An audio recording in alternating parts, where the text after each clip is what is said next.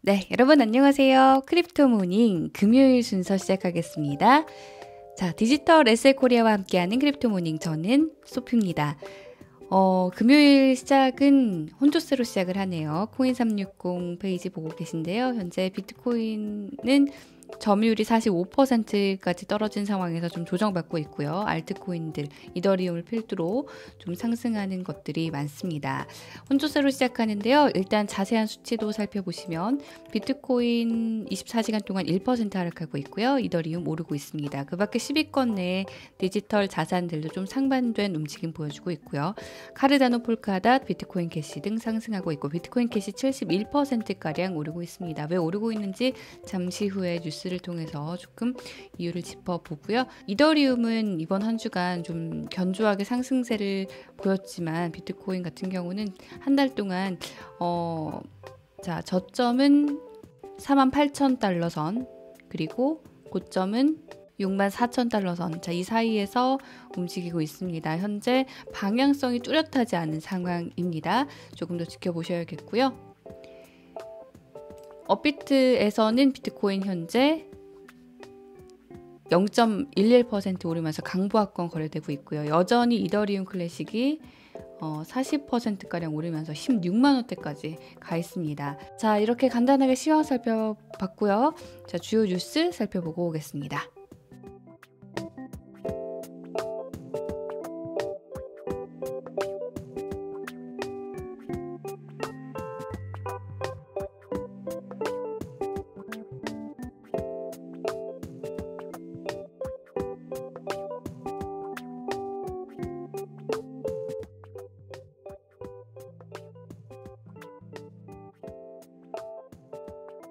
네, 오늘의 주요 뉴스 조금 더 자세히 살펴볼게요. 먼저 SEC 의장의 발언 좀 살펴보겠습니다. 미국 디지털 자산 거래소에 대한 규제 감독을 강화하겠다는 소식인데요.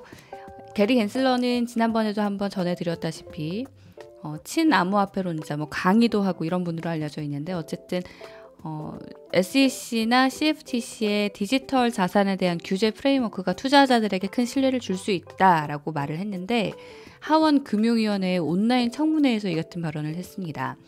크립토 시장이 SEC나 CFTC의 규제하에 더 큰 신뢰를 줄 수 있다라고 이야기를 한 건데, 발언 내용 잠시 살펴보시면요. 이건 질문을 던진 의원이고요.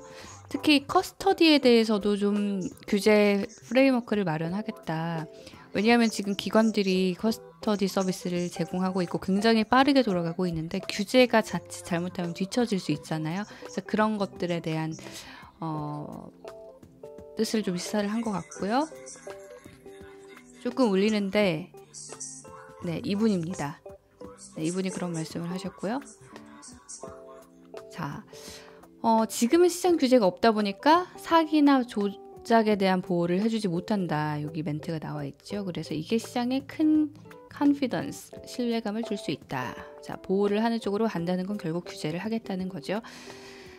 다음 소식입니다. 골드만삭스가 비트코인 파생 상품을 제공한다라는 보도가 나왔습니다. 역외 시장 차액 결제 선물환이라고 불리는 다소 복잡해 보이는 요 파생 상품을 제공하겠다는 건데요. 쉽게 말씀드리면 시장에서 차액만을 결제하기로 하는 그런 선물 거래 상품인데, 일단은 이 상품이 뭔지보다는 중요한 것이 어떤 뜻을 가지고 이거를 출시를 했냐겠죠. 이 서비스를 제공하냐 할 텐데, 미국 시카고 상품거래소 CME에서 컴벌랜드 DRW라는 곳을 거래 파트너로 삼아서 비트코인 선물을 블록딜하면 대량 거래죠. 대량 딜로 사고 파는 걸 할 텐데, 이걸 하는 이유는 변동성 리스크를 줄이기 위해서라고 밝혔고요.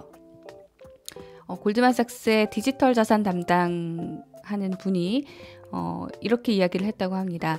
이 분야에서 기관 수요가 정말 계속해서 증가를 하고 있다. 그래서 우리가 이 컴벌랜드 같은 데랑 협력할 수 있게 되면 우리의 역량을 좀 확장할 수 있을 것이다. 결국 기관 투자 수요가 있고 여기에 따른 서비스를 제공한다는 겁니다. 어쨌든 골드만삭스 같은 큰 금융기관, 전통 금융기관이 자꾸 이 디지털 자산 시장에 그 영역을 확장해 나가는 모습을 저희가 볼 수가 있죠. 자, 그리고 메트로마일이라는 미국 자동차 보험회사 나스닥에 상장도 돼 있는데 비트코인으로 보험료를 내고 또 보험료 지급까지 받을 수 있게 하겠다. 디지털 자산으로요. 마일당 결제보험을 제공하는 회사로 유명하죠. 샌프란시스코에 있는 회사인데 올해 말에 이런 기능을 출시할 걸로 출시할 예정이다라고 밝혔고 정확한 날짜는 정해지지 않았습니다. 그리고 메트로마일 측은 우리가 디지털 자산으로 보험료를 주고 또 보험료를 받고 또 보상금을 지불하는 첫 번째 보험사가 될 것이라고 밝혔다고 해요. 주목할 만한 거는 또 비트코인을 사겠다고 밝혔어요. 3만 달러의 자산을 할당하겠다. 정확한 날짜는 명시되지 않았지만 2분기에 그렇게 하겠다고 했거든요. 그러니까 현재 가격 수준에서 1,000만 달러라면은요, 결국 한 175개 정도의 비트코인이라고 합니다. 자, 비트코인 캐시가 하드포크를 앞두고 계속 상승을 하고 있습니다. 일단은 이게 뭐냐면 5월 15일로 예정된 하드포크인데요. 일주일 남짓 앞선 상황에서 나오는 상승세라고 코인텔레그래프는 이야기를 하고 있는데 이 하드포크를 통해서 비트코인 캐시의 범용성을 좀 넓히고 요즘 NFT가 굉장히 뜨겁잖아요. NFT 같은 인기 있는 그런 애플리케이션이나 토큰에 더 잘 적응할 수 있게 하겠다. 그래서 좀 확장하겠다 기능을 그쪽으로 하드포크가 진행될 예정이라고 하는데 일일 거래 건수도 지난 12월 2만 개에서 지금 이 시점에 이 기사를 쓴 시점에 15만 개로 650% 증가했다고 합니다. 비트코인 캐시 하드포크 있다는 거 참고하시고요. 자, 주요 일정 살펴보겠습니다. 자, 금요일 아침입니다. 금요일 아침 디지털 자산 시장의 분위기 간단하게 살펴드렸고요. 자, 여기까지 들으신 분들 좋아요와 구독, 알림 설정 해두시는 거 잊지 마시고요. 함께하고 싶은 이야기 있으면 언제든 댓글로 남겨주시고요. 저는 그럼 내일 다시 인사드리겠습니다. 좋은 하루 보내세요. 고맙습니다.